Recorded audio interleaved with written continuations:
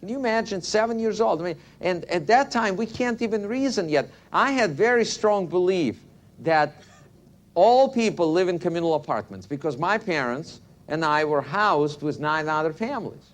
And my mom and dad shared a bedroom till I was 26 years old.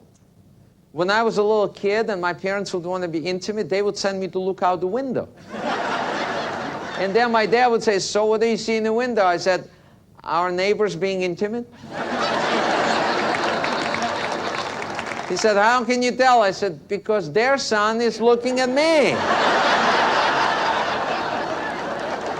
And I was the only child because we had only one window. And so when I came to America, I realized that people don't live like that. So I started examining all of my beliefs, and I realized that they're not very universal. They're subjective to the society that I grew up in. And those beliefs are basis for all our decisions in life. Wow. I mean, let me give you a little example. How many of you believe that toilet paper should be over a plug? And how many of you believe it should be under a plug? This is exactly how wars start. In Russia, we didn't have toilet paper. But people will fight for their beliefs. Will fight. I mean, literally, wars start this way. I mean, if the country, as a collective consciousness, has a belief about something, and the other country disagree or disagree with them, well, and they have armies, people die for beliefs. I mean, men and women will fight every day for beliefs that we got when we were little kids. Like, man will drive around lost for hours without asking for direction. Right? We have a strong belief that the earth is round, eventually we'll get there. Yeah, as long as we're making good time, don't get in our way. Well, let me give you a little secret, ladies. Men do stop and ask for directions when women are not in the car. You know why? Because we're embarrassed in front of you. We want you to believe we're strong and we know where we're going, even though we have no clue. But you see, we got it from our dad. He was embarrassed, and he didn't want to stop for directions. His dad did the same thing. I trace as far back as Moses. He was lost in the desert for 40 years. He'd be out of there in an hour if he'd asked for direction. He didn't even have a car. I'll give you another example. This is how deep it gets. When the child is conceived, there's a female egg that is stationary, right? And there are millions of those male things swim towards that egg, and only one makes it because no one wants to stop and ask for direction.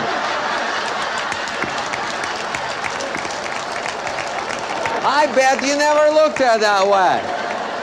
You will now. Or ladies, you have this strong belief that you got from your mom or grandma that man should keep the toilet seat down. Why? We're not the ones who fall in.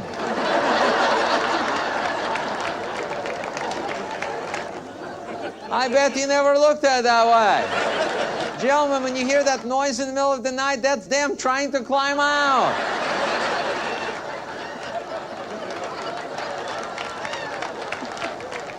You see, on our beliefs, we base our decisions. That's what the foundation of all our decisions. And those beliefs we got when we were little. And I realized that, you know, it can be very, some beliefs could be very, very wonderful. They're happy beliefs, and I wouldn't recommend to change them for anything. Keep them, they're great. But then there are some beliefs that you continue to do what you are programmed to do, and you experience misery and happiness and pain. Those are the beliefs that you got to examine, and what you do with them, you kind of look at them and say, well, where did I get them? And why do I still want them? And just awareness of that puts you in control. You can change them. But you have to start looking at things from different perspective. For me, it was natural because I changed the perspective by coming to a new country. So I'll give you some examples that kind of perhaps encourage you to look at things a different way. I walked into a supermarket for the first time, and I saw a carton of dozen eggs, and I'm thinking, how do they make chickens sit that close together? I bet you never looked at that one. Well, I was going for Express Line. It says 10 items or less, so I put 2 eggs back. I saw a jar that says gray poupon.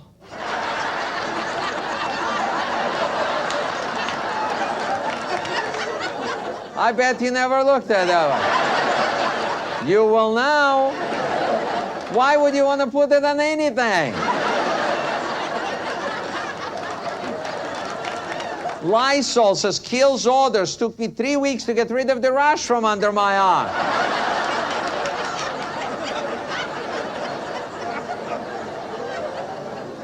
Scented toilet paper? When do you supposed to smell that?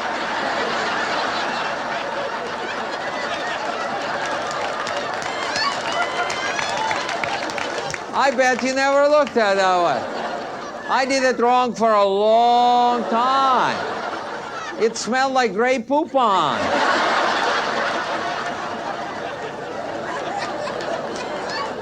What's that product, Nair?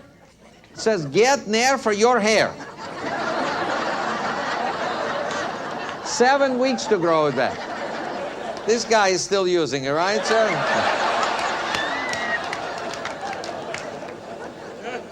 Or diapers that you only change once a week. You've seen them when the package just holds up to 18 pounds.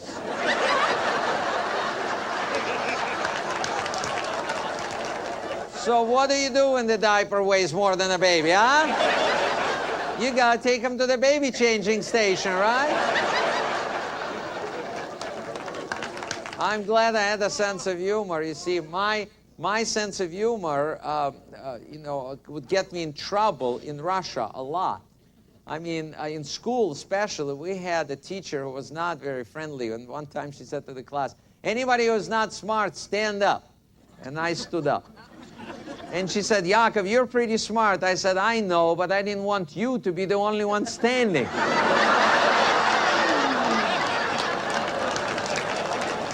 That wasn't very smart, I'll tell you that.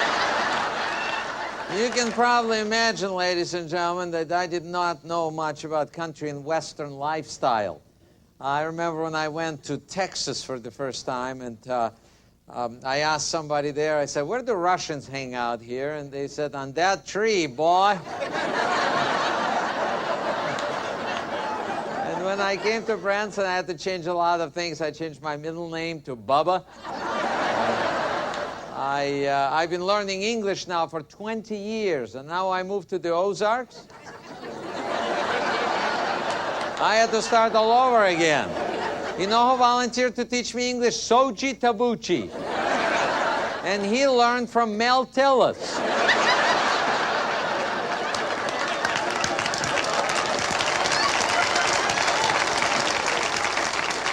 I even wrote a country song. This is a song about me coming to America and now living in the Ozarks, and I call this song From Red to Redneck. I lived in Russia many years, not looking to go back. But they say to stay in Branson, I'd have to be a redneck. Now, first thing that I notice, rednecks really are sincere. They check your hearing all the time. They say, y'all come back, you hear? Red to redneck. There was no easy way for a Russian guy to learn to say, Whippy-a-yoka-yay. They say just keep it simple and things will all work out. That's okay for country folks, but I still had my doubt. Now rednecks, they ride horses, the dictionary said. I rode a horse, and I tell you now, it's not my neck that's red. The stallion that I was on tried to throw me off with spores. The man from Walmart saved my life when he unplugged the horse. Red to redneck. It's so tough the way I talk. I bought new boots and skin-tight jeans. Heck, now I can hardly walk. They say just keep it simple and things will all work out. That's okay for country folks, but I still had my doubts. Ladies and gentlemen, I'd like to share with you a little bit of my Russian heritage. We brought a dance ensemble from Russia that I think is spectacular. I'd like you to meet them. Please put your hands together for Russian dance ensemble Niva!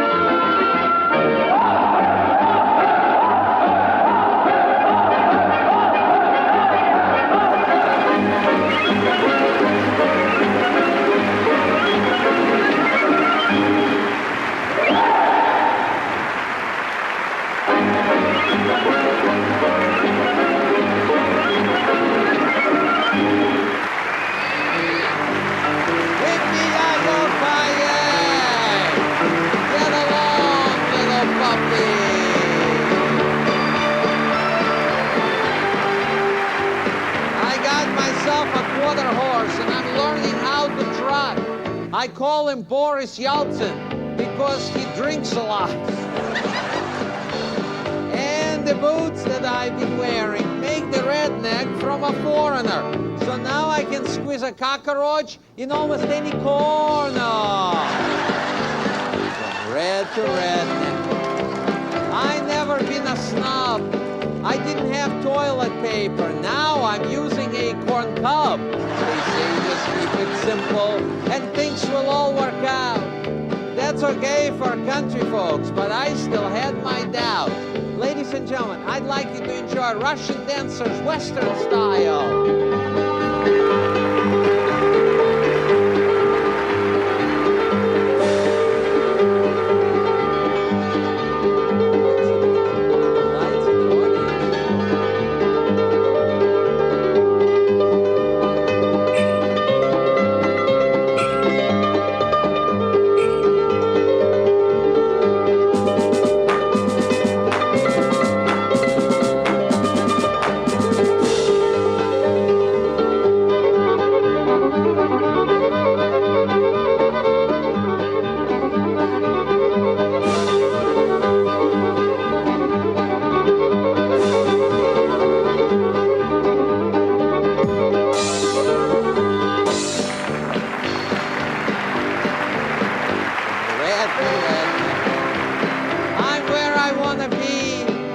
Country life, he treats me right, made a good old boy of me. And every night I kiss my wife and tuck my kids in bed. And I thank God that I'm a redneck and no longer red.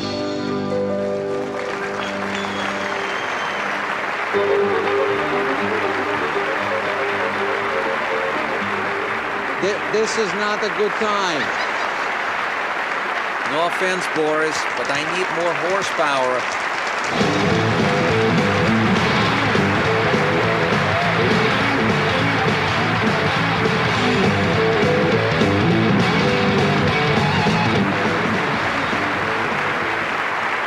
Thank you very much, ladies and gentlemen. When you have your own theater, you can pretty much park anywhere you want to. This car is a Ferrari. Yeah, I don't drive this car in the street anymore. I just go from over here to over here. It gets great gas mileage. But the reason I bring this car out, not just to drive on stage, but to drive home a point, that this was